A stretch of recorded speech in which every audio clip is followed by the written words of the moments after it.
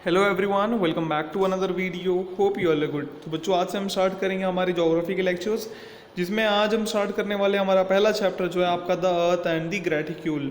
अब ग्रेटिक्यूल क्या होता है, हमारा अर्थ जो है वो क्या है, वो कैसे क्या है, कौन सी चीज़ें इस चैप्टर में बताई गई है, आप किसी भी प्लेस का लोकेशन कैसे निकालते हो, तो वो सारी चीज़ें आज हम इस चैप्टर में डिस्कस करने वाले हैं। तो आपको वीडियो पूरा एंड तक देखना है।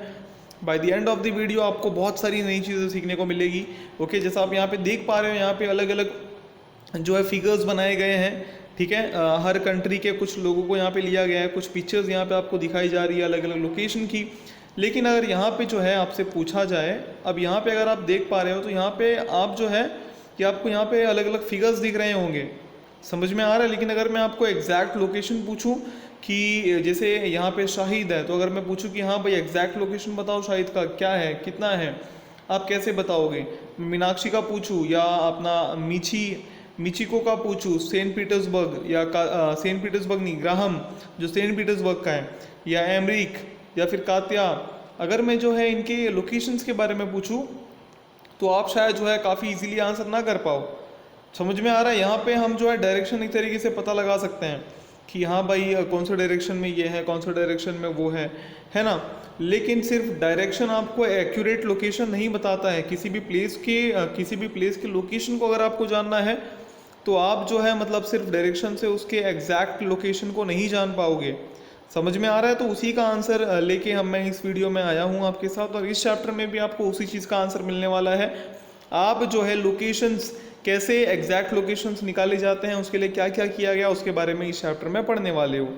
तो यहाँ पे आप देख सकते हो, यहाँ पे फिगर 1.2 आपको दिख रहा होगा, ये अर्थ का साइज़ है।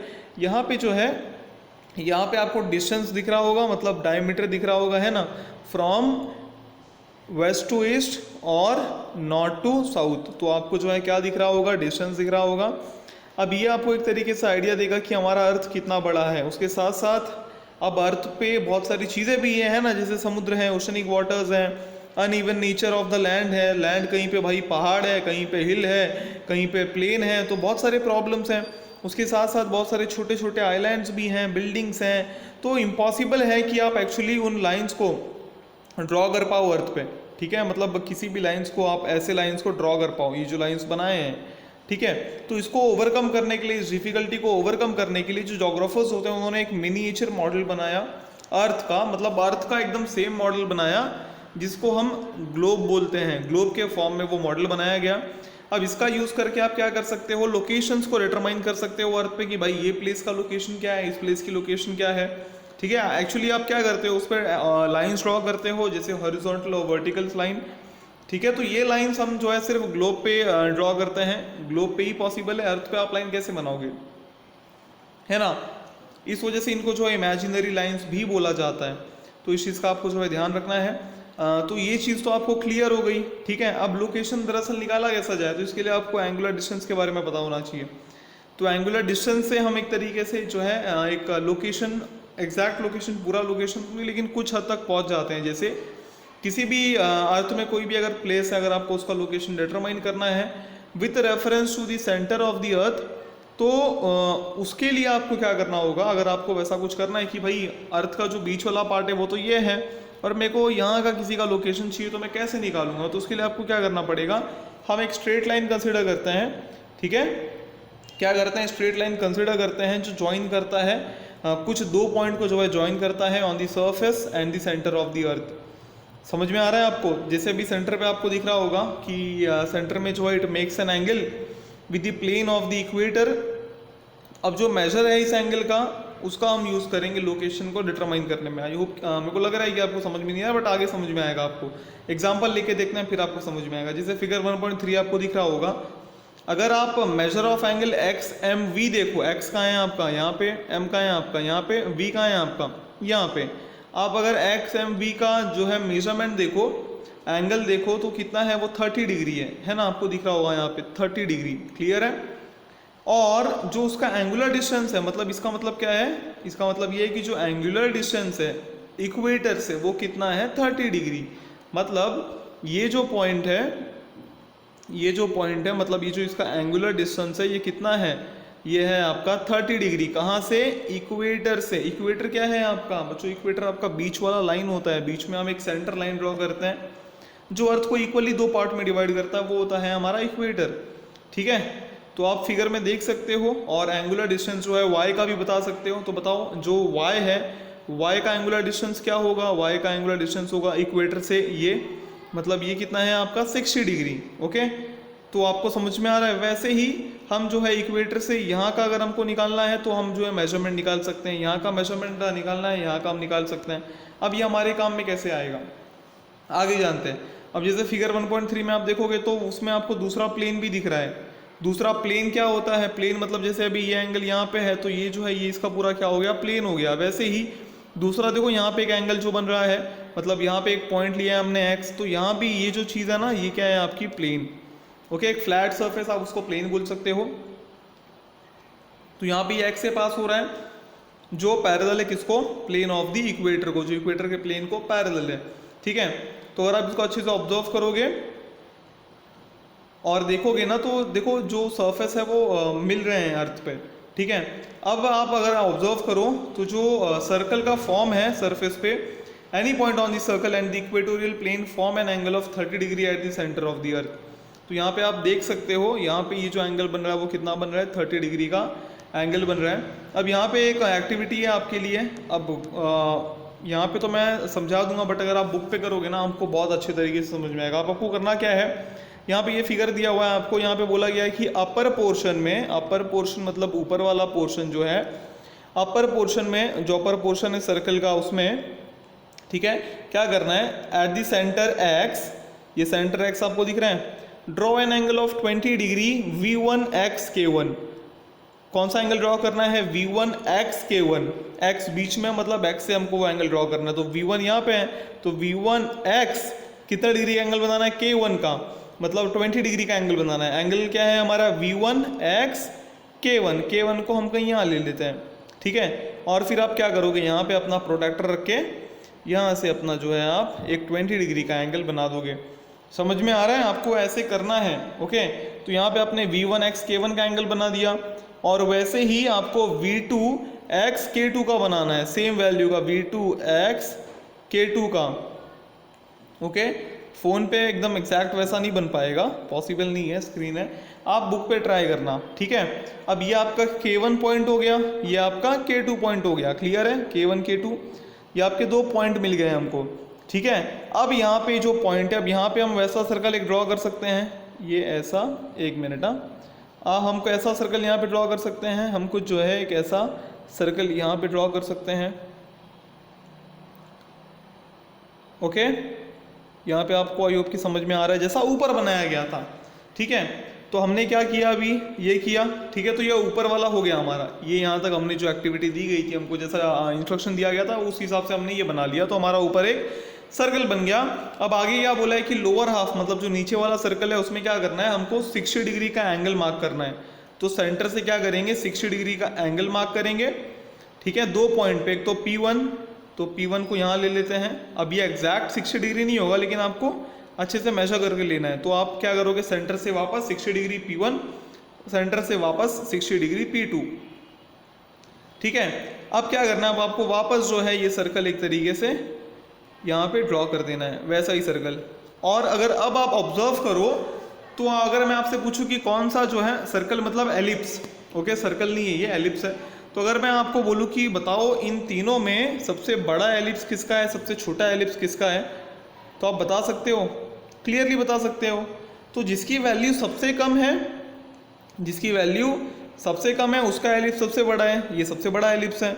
हमने यहाँ पे 20 डिग्री लिया, तो उससे जैसे ही 20 डिग्री लिया एलिप्स देखो छोटा हो गया ना, 60 डिग्री लिया और छोटा हो गया। आगे आप और बड़ा नंबर लोगे वो और छोटा हो जाएगा। इस चीज़ का आपको जो है ध्यान रखना है। ठीक है, तो वही आगे क्वेश्चन पूछा है कि K1 K2 और P1 P2 का जो डिस्टेंस है क्या वो सेम है। अब आपको बोला है कि XK1 XP2 का डिस्टेंस जो है कंपेयर करो, क्या ये डिस्टेंस सेम है या अलग है? समझ में आ रहा है आपको? कौन सा लार्जर एक्लिप्स है और क्यों कौन सा लार्जर एक्लिप्स है, तो ये भी आपको जो है यहाँ पे पूछा गया। तो हमने देखा वहाँ पे कि कौन सा जो है एक्लिप्स लार्जर है, जिसकी वैल्यू कम है उसका जो एक्लिप्स है वो क्या है? लार्जर है। अब आप पढ़ोगे लैटिट्यूड के बारे में। कि लैटिट्यूड होता क्या है, ठीक है, पैरेलल्स ऑफ लैटिट्यूड के बारे में। तो आपने रियलाइज़ किया होगा मैंने जब ड्रॉ किया था ऊपर की जो एलिप्स हमने 20 डिग्री पॉइंट से बनाया था वो बड़ा था, किससे बड़ा था, जो एलिप्स 60 डिग्री का पॉइंट था उससे, है ना। मैंने बताया ना जितना बड़ा वैल्यू होता है उसका एलिप्स उतना छोटा ड्रॉ होता है। लेकिन अगर जो डिस्टेंस है, however the distance xk1 and xp2 are the same, ये सेम क्यों था, ओके हमने वो चीज़ नहीं देखी, लेकिन इसका जो डिस्टेंस है वो भी क्या होगा, सेम होगा, ठीक है। अब ये क्यों होता है, ये होता है because we are dealing with a sphere, हम एक स्पीयर की बात कर रहे हैं इस वजह से। तो यहाँ पे आपको एक चीज़ ध्यान रखनी है कि ये लाइन जो है अपीयर होते हैं हमको एलिप्स की तरह डायग्राम में, लेकिन ग्लोब पे ये एलिप्स नहीं दिखते हैं, ये सर्कल दिखते हैं। और ये जो सर्कल है जो क्रिएट होते हैं कुछ एंगुलर डिस्टेंस पे, एंगुलर डिस्टेंस मतलब सेंटर से जो हम एंगल बना लेते हैं, सेंटर से हम जो एंगल बना लेते हैं वो है आपका एंगुलर डिस्टेंस, कंफ्यूज नहीं होना है आपको, ठीक है। तो ये जो एंगुलर डिस्टेंस सेंटर से अर्थ पे जो क्रिएट होते हैं वो पैरेलल होते हैं। पैरेलल मतलब आपको पता है ना, जो कभी मिलते जुलते नहीं है, जो कभी मिलते नहीं है एक दूसरे से, ठीक है। तो इनको हम क्या बोलते हैं, पैरेलल ऑफ दिस लैटिट्यूड्स। और जो वैल्यू होती है पैरेलल की वो कौन सी वैल्यू होती है, एंगुलर मेजर वाली ही वैल्यू होती है, जो हमने देखा था ना ऊपर की भाई सेंटर से 30 डिग्री, सेंटर से 20 डिग्री, सेंटर से 60 डिग्री, तो वही लैटिट्यूड का वैल्यू हो जाएगा। यहाँ पे अब जो लाइन बनेगी आपकी ये हो जाएगी आपकी 30 डिग्री लॉन्गिट्यूड, 60 डिग्री पे जो लाइन बन जाएगी वो हो जाएगी आपकी 60 डिग्री लैटिट्यूड। समझ में आ रहा है आपको। तो ऐसे ही हम क्या करते हैं, वैल्यूज निकालते हैं लैटिट्यूड का। ये बहुत इंपॉर्टेंट कंसेप्ट है, इसको दिमाग में रखना, ठीक है। अब जो डिग्री होती है पैरेलल्स की उसको हम मेजर कैसे करते हैं, वो मेजर किया जाता है फ्रॉम द इक्वेटर, इक्वेटर से उसको मेजर किया जाता है। अब यहाँ पे आप देख सकते हो, यहाँ पे बहुत अच्छा डायग्राम दिया है आपको, आप यहाँ पे देख सकते हो, ये देखो ये है हमारा इक्वेटर, करेक्ट, ये हमारा इक्वेटर है। और जो इक्वेटर है इस वजह से हम क्या करते हैं, इक्वेटर को जीरो डिग्री पैरेलल कंसिडर करते हैं और वो सबसे बड़ा पैरेलल होता है, ठीक है। और सबसे बड़ा सर्कल भी क्या बनता है आपका, इक्वेटर वाला ही बनता है। जैसा मैंने बताया था, सबसे कम वैल्यू सबसे बड़ा सर्कल, सबसे छोटा वैल्यू सबसे छोटा सर्कल। ध्यान देना, यहाँ पे दिख रहा है आपको ये सर्कल, और इक्वेटर का सर्कल देखोगे तो इतना बड़ा, ठीक है। तो जो एंगुलर डिस्टेंस होता है दूसरे पैरेलल का, जो नॉर्थ में है और साउथ में है, ठीक है, वो जैसे जैसे दूर जाते हैं इक्वेटर से वैसे वैसे वो बढ़ता है। समझ में आ रहा है, जैसे जैसे वो दूर जाते हैं वैसे वैसे वो बढ़ता है। तो आपको इस चीज़ का भी जो है ध्यान रखना है, ठीक है। तो यहाँ पे आपको कंफ्यूज नहीं होना है, ये जो 0 डिग्री लिया ये सही लिया गया है, ठीक है। ये 3D फॉर्म में है इस वजह से ये ऐसा लग रहा है आपको। तो यहाँ से आप देख सकते हो 0 डिग्री से जो है 10 डिग्री भी लिया है, 20, 30, 40, 50, 60, 70, 80, 90, और फिर यहाँ से सेम 0, 10, 20, 30, 40, 50 दिख रहा है आपको। और अगर आप देखोगे ना तो ये जो 10 है ना, 10 ये 20 के पैरेलल होगा। पैरेलल मतलब कि जो 10 की लाइन है वो 20 की लाइन से कभी मिलेगी ही नहीं, ठीक है। इसकी वजह से इनको क्या बोला जाता है, पैरेलल ऑफ लैटिट्यूड। और ये क्या है आपका, इक्वेटोरियल प्लेन है जहाँ से इक्वेटर पास होता है। और ये सारे एंगल को हम क्या बोलते हैं, एक्सियल एंगल, ठीक है। क्लियर है आप लोग को। तो ये होता है आपका लैटिट्यूड। अब इक्वेटर क्या करता है, अब इक्वेटर जो कि जैसा मैंने बताया कि ये हमारा ग्लोब है, मतलब अर्थ है, अर्थ के एकदम सेंटर में हमारा इक्वेटर है। तो ये क्या करेगा, ये अर्थ को 2 हिस्से में डिवाइड करेगा, बाइसेक्ट करता है। बाइसेक्ट का मतलब पता होगा आप लोग को, किसी भी चीज़ को 2 इक्वल पार्ट में डिवाइड करना। तो किस में करता है ये अर्थ को बाइसेक्ट, नॉर्थ में और साउथ में। तो जो नॉर्थ की तरफ आता है उसको हम बोलते हैं नॉर्दर्न हेमिस्फीयर, जो साउथ की तरफ आता है उसको हम बोलते हैं सदर्न हेमिस्फीयर। बस ये आपको याद रखना है, ठीक है। तो इक्वेटर के नॉर्थ में जो आएगा नॉर्दर्न हेमिस्फीयर, इक्वेटर के साउथ में जो आएगा वो सदर्न हेमिस्फीयर, ओके।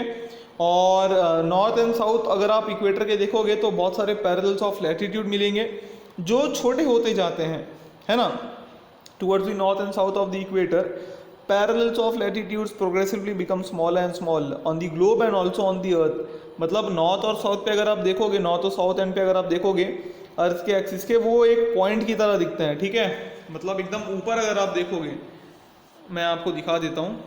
ये अभी आप लोग बेसिक है ना आपका, अभी आप समझ रहे हो, थोड़ा आपको हार्ड लगेगा, जैसे जैसे आगे बढ़ोगे आपको क्लियर हो जाएगा। ये जो पॉइंट है ना आपका, ये वाला और ये वाला, ठीक है, ये सबसे छोटा हो जाता है। इसको हम क्या बोलते हैं, ये नॉर्थ में आ गया, ठीक है, नॉर्थ में आ गया, इसको हम बोलते हैं नॉर्थ पोल। और सेम ये साउथ में आ गया, इसको हम बोलते हैं साउथ पोल, ठीक है, इस चीज़ का आपको जो है ध्यान रखना है, नॉर्थ पोल और साउथ पोल। और जब हम वैल्यू पैरेलल की मेंशन करते हैं तो ये ज़रूरी है कि हम बताएं कि वो कौन से हेमिस्फीयर में आता है, नॉर्दर्न में कि सदर्न में। अब ये हम कैसे बताते हैं, इस वजह से जो पैरेलल, जैसे अभी नॉर्दर्न हेमिस्फीयर्स हैं तो उनको हम कैसे लिखते हैं, 5 degree north, 5 degree N, N का मतलब क्या, एन का मतलब कि नॉर्दर्न हेमिस्फीयर में है, 15 डिग्री एन मतलब नॉर्दर्न हेमिस्फीयर में। समझ में आ रहा है, तो लास्ट में एन आया मतलब नॉर्दर्न हेमिस्फीयर में। वहीं अगर जो सदर्न हेमिस्फीयर में पैरेलल्स आएंगे उनके पीछे लगा रहेगा एस, एस मतलब सदर्न हेमिस्फीयर। तो इस चीज़ का आपको ध्यान रखना है। ओके, यहाँ पे एक और प्यारा सा अच्छा सा इमेज है, आप यहाँ पे देख सकते हो, ठीक है। ये देखो यहाँ पे आपको बहुत अच्छे से दिया हुआ है, तो ये हमारा इक्वेटर है, दिख रहा है आपको ये वाला लाइन, ये हमारा इक्वेटर है। और इसके देखो, इसके ऊपर का आप लाइन देखोगे तो क्या ये मिलेगा कभी ये वाली लाइन से, ये लाइन कभी मिलेगा ये लाइन से, कभी नहीं मिलने वाला है। इसके लिए हम बोलते हैं ना पैरेलल, और इस लाइन को क्या बोला जाता है, लैटिट्यूड, दिख रहा है आपको यहाँ पे। और सबसे छोटा कहाँ पे हो गया, एकदम ऊपर, जिसको हम क्या बोलते हैं, नॉर्थ पोल। देखो ऊपर लिखा भी है नॉर्थ पोल। ओके, तो इस चीज़ का आपको जो है ध्यान देना है। देखो यहाँ पे 20 degree south parallel, 30 degree east, यहाँ पे लॉन्गिट्यूड आ गया है। हाँ अच्छा, अब यहाँ पे एक और चीज़ ध्यान देना, जो आपको हॉरिजॉन्टल लाइन दिख रहे हैं ना, हॉरिजॉन्टल मतलब लेटे हुए, जैसे ये हो गया, ये हो गया, आपको एक और लाइन दिख रहा होगा इसमें, वो कौन सा लाइन है, एक मिनट में दिखा देता हूँ। वो लाइन होगा आपका ये वाला, एक ये देखो, ये दिख रहा है, इसको हम बोलते हैं लॉन्गिट्यूड। क्या बोलते हैं, अब लॉन्गिट्यूड की भी वैल्यू होती है, जैसे लैटिट्यूड की वैल्यू होती है ना, वैसे ही लॉन्गिट्यूड की भी वैल्यू होती है। इसको हम क्या बोलते हैं, लॉन्गिट्यूड। लॉन्गिट्यूड यहाँ पे जो है स्पेलिंग दी हुई है आपको, लेकिन फिर भी एक बार मैं लिख के दिखा देता हूँ, लॉन्गिट्यूड। क्लियर है, तो एक ऐसा लाइन जो सारे प्लेसेस को ज्वाइन करता है, मतलब जो नॉर्थ ऑफ द इक्वेटर पे लोकेटेड है, at an distance of, at an angular distance of 30 degree, उसको हम बोलेंगे 30 डिग्री नॉर्थ पैरेलल। ठीक है, तो एक ऐसा लाइन जो उन प्लेसेस को ज्वाइन करता है जो कहाँ पे लोकेटेड है, इक्वेटर के नॉर्थ में, और डिस्टेंस कितना है 30 डिग्री का, उनको हम बोलेंगे 30 डिग्री नॉर्थ पैरेलल। ठीक है, तो जितने भी प्लेस होते हैं पैरेलल पे, इस पैरेलल पे उनका लैटिट्यूड क्या होगा, सेम, चाहे वो जो भी हो। जैसे 30 डिग्री नॉर्थ में आपको जो है क्या मिल जाएगा, न्यू ऑर्लियंस, ये एक एरिया है नॉर्थ अमेरिका का। उसके बाद कायरो इन अफ्रीका, या फिर Basara and Lasa in Asia, ये सारे कहाँ पे लोकेटेड है, 30 डिग्री नॉर्थ पैरेलल पे। ठीक है, तो यहाँ पे आपको जो है 30 डिग्री नॉर्थ पैरेलल जो दिखेगा, देखो यहाँ पे बताया गया है 30 डिग्री नॉर्थ, एक मिनट, ये देखो यहाँ पे 30 डिग्री नॉर्थ लैटिट्यूड यहाँ पे बताया गया है। इस पूरे लैटिट्यूड पे जो आएगा ना, ठीक है, जितने भी रीजन आएंगे उन सबको हम क्या करेंगे, कंसीडर, जितने भी अलग अलग एरिया रीजन आएंगे उनको हम 30 डिग्री नॉर्थ पे ही लेंगे। जैसे यहाँ पे देखो न्यू ऑर्लियंस यहाँ पे आ जा रहा है, उसके बाद कायरो भी 30 डिग्री नॉर्थ लैटिट्यूड पे आ रहा है, लेकिन यहाँ पे आ रहा है। तो जो भी अलग अलग आपके एरियाज है, चाहे वो अलग अलग जगह पे आए, लेकिन अगर उनका मतलब जो है लैटिट्यूड सेम है, अगर उनका मतलब वो जो है सेम पैरेलल ऑफ लैटिट्यूड पे आ रहा है, तो उनकी वैल्यू क्या हो जाएगी, सेम हो जाएगी, 30 डिग्री नॉर्थ लैटिट्यूड। तो इस चीज़ का आपको जो है ध्यान रखना है।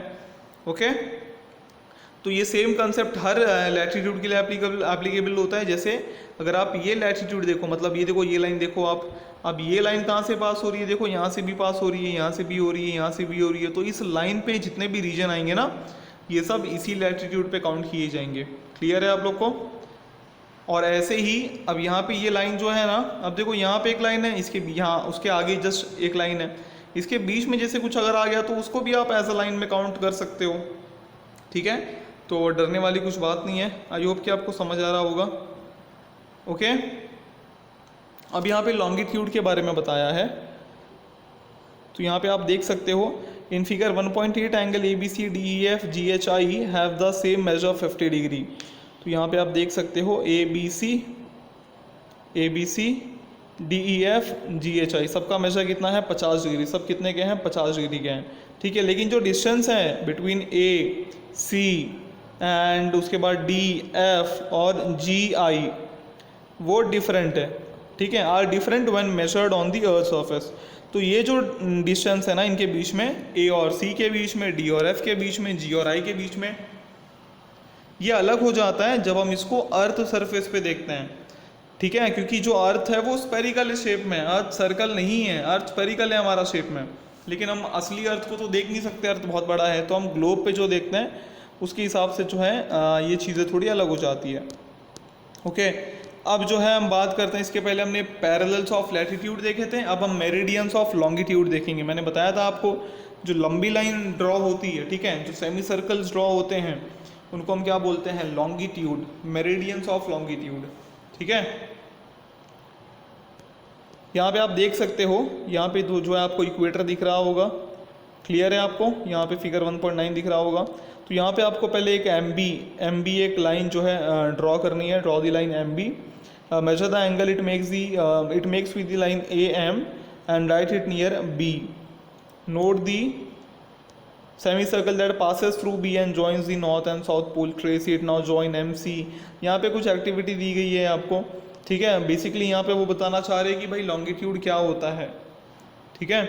तो आप देखोगे तो जो सेमी सर्कल्स होते हैं, जो मैंने आपको बताया कि भाई वर्टिकल लाइंस, उन्हीं को हम क्या बोलते हैं, लॉन्गिट्यूड, ठीक है। मेरिडियंस ऑफ लॉन्गिट्यूड, तो जिनमें से एक मेरिडियन है जिसको हम 0 डिग्री कंसिडर करते हैं। जैसे देखो इक्वेटर में हमने एक पैरेलल को, मतलब अर्थ पे देखो जब हम लैटिट्यूड की बात करें तो हमने एक पैरेलल ऑफ लैटिट्यूड को क्या लिया था, 0 डिग्री लिया था, और उस 0 डिग्री को हम क्या बोल रहे थे, इक्वेटर।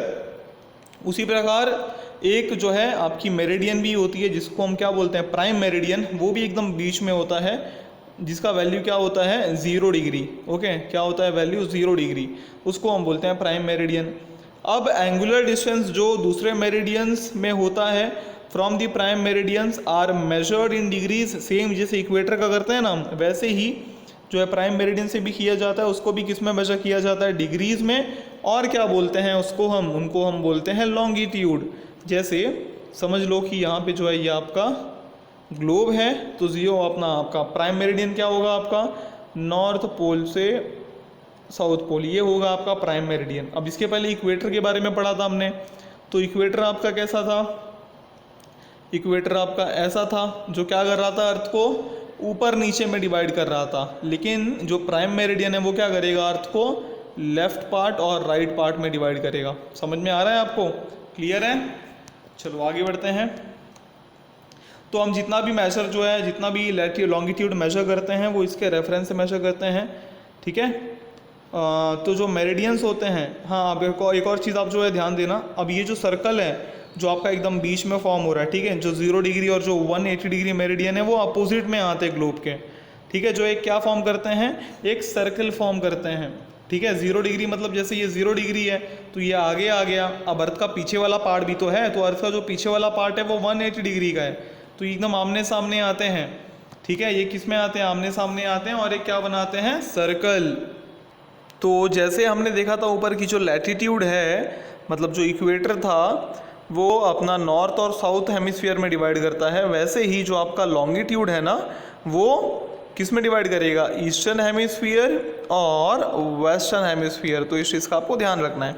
तो जो मेरिडियन ईस्टर्न हेमिस्फीयर में आएगा हम उसके लास्ट में क्या लिखेंगे, ई। जैसे ये 0 डिग्री है, उसके बाद यहाँ पे एक लाइन है जिसकी वैल्यू है 10 डिग्री, ओके 10 डिग्री। तो इसको हम कैसे लिखेंगे, इसको हम लिखेंगे 10 डिग्री ईस्ट। वैसे ही कोई दूसरी लाइन है उसकी वैल्यू है 30 डिग्री, तो इसको हम कैसे लिखेंगे, 30 डिग्री ईस्ट, ओके। वैसे ही कोई अगर लाइन आपकी वेस्ट में आ रही है तो समझ लेते हैं कि ये 20 डिग्री है, तो इसको हम कैसे लिखेंगे, 20 डिग्री वेस्ट, क्लियर है। तो इस चीज़ का हमको जो है ध्यान रखना चाहिए। और 30 डिग्री ईस्ट जो है सेमी सर्कल है जो ज्वाइन करता है सारे प्लेसेस को at an angular distance of 30 degree from the prime meridian, ठीक है। जिसमें हमने देखा था कि कायरो, हरारे, दरबन जो अफ्रीका का रीजन है वो आता है। तो जो कि हमारा अर्थ का साइज़ काफ़ी बड़ा है, हम एग्जैक्ट लोकेशन, किसी भी जगह का एग्जैक्ट लोकेशन बता सकते हैं अर्थ पे इन लैटिट्यूड्स, इन लॉन्गिट्यूड्स को यूज़ करके।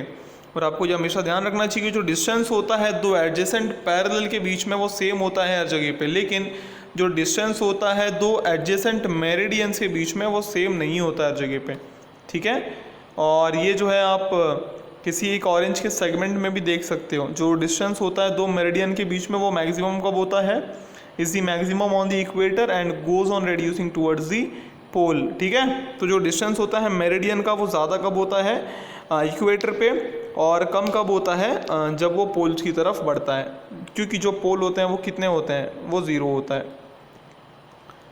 ठीक है। और किसी भी दो पैरेलल का जो डिस्टेंस होता है वो 111 किलोमीटर होता है सरफेस ऑफ अर्थ पे।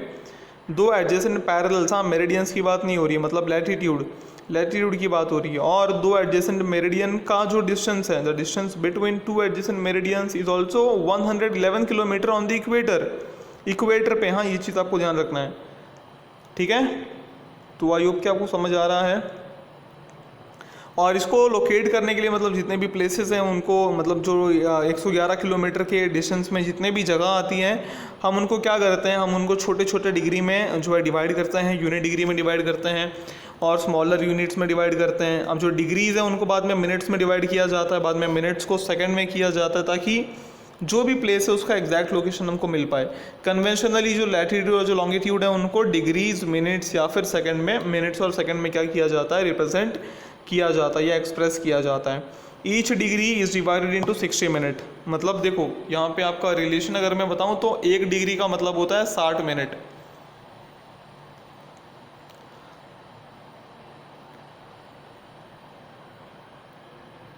ओके, तो जो लैटिट्यूड लॉन्गिट्यूड है हमारा उसको किसमें, each degree is divided into 60 minutes, जैसा मैंने बोला आपको, and a minute into second, these values are express using dish. देखो अब यहाँ पे जो आपको दिख रहा है ना ऊपर हल्का छोटा सर्कल, इसको हम डिग्री बोलते हैं। ऐसा डैश दिखा इसको हम मिनट बोलते हैं, दो डैश दिखा इसको हम क्या बोलेंगे, सेकेंड। तो इस चीज़ का आपको जो है ध्यान रखना है, ठीक है। इन ऑल हम जो है 360 मेरिडियन ड्रॉ कर सकते हैं जो 1 डिग्री का डिस्टेंस पे हो, जैसे 1 डिग्री, 2, 3, 4, 5, 6, 7। मतलब यहाँ पे ऐसा तो नहीं होगा ये मिल रहा है, वो आपस में मिलेगा भी नहीं, ठीक है। तो 0 डिग्री पेरीमीडियन, प्राइम मेरिडियन, उसके बाद 180 degree meridian, 1 degree east to 179 degree east meridian, thus we have 179 meridian in the eastern hemisphere. तो जैसे मतलब हम सबको पता है कि भाई पूरा सर्कल कंप्लीट कर रहा है, तो 0 से पूरा जाएगा घूमते घूमते, 0 के सामने क्या आएगा, 180, फिर यहाँ से जो है 0 से स्टार्ट करेगा, फिर यहाँ पे भी, यहाँ से भी 180, मतलब यहाँ से भी 180 कंप्लीट हो रहा है, यहाँ से भी 180 कंप्लीट हो रहा है। इनडायरेक्टली जब ये वाला पॉइंट समझने की कोशिश करना है यहाँ पे, जैसे यहाँ से आप निकले, तो यहाँ से अगर आप निकले, आपको पूरा घूम के वापस इधर आना है, तो आप कितना डिग्री कवर कर रहे हो, 360 डिग्री। सेम यहाँ से आपका दोस्त निकला, उसको भी कितना लगेगा, 360 डिग्री कवर करने के लिए, ठीक है। तो 360 डिग्री मेरिडियन भी हम क्या कर सकते हैं, मतलब 360 मेरिडियन भी हम बना सकते हैं, ठीक है। तो जो डिस्टेंस होता है किसी भी दो कॉन्सिक्यूटिव मेरिडियन के बीच में, वो डिफरेंट होता है डिफरेंट पैरेलल्स पे, और वो ज़्यादा कहाँ पे होता है, ऑन द इक्वेटर, और ज़ीरो कहाँ पे होता है, पोल्स पे। जैसे हमने देखा ना 111 किलोमीटर, तो इक्वेटर पे जैसे जो आपके मेरिडियन है उनका डिफरेंस कितना होगा, 111 किलोमीटर का। ट्रॉपिक ऑफ कैंसर या कैप्रिकॉन पे 102 किलोमीटर का। जो पोलार सर्कल है वहाँ पे 44 किलोमीटर का, और पोल्स पे 0 किलोमीटर का। अब ये क्या है आपका, तो आगे आप जो है ग्लोब पे देखोगे, ट्रॉपिक ऑफ कैंसर भी एक लाइन होती है, ट्रॉपिक ऑफ कैप्रिकॉन भी एक लाइन होती है, और नॉर्थ पोल साउथ पोल आपने देख ही लिया है, और पोलार सर्कल आप देखोगे जो एकदम ऊपर आता है, ठीक है। तो ये जो पैरेलल्स और जो मेरिडियंस हैं ग्लोब पे, ये सब मिलके एक नेट फॉर्म करते हैं जिसको हम बोलते हैं ग्रेटिक्यूल। तो यही होता है आपका ग्रेटिक्यूल। तो जो जितने भी पैरेलल्स है, जितने भी मेरिडियंस है ग्लोबल पे, ये ग्लोब पे, वो क्या करते हैं, एक नेट फॉर्म करते हैं जिसको हम बोलते हैं ग्रेटिक्यूल, ठीक है। तो यहाँ पे आप देख सकते हो, ये आपको दिख रहा होगा, ये है, इसको हम क्या बोलेंगे, ग्रेटिक्यूल। देखो कितने सारे लाइन्स हैं, दिख रहे हैं आपको।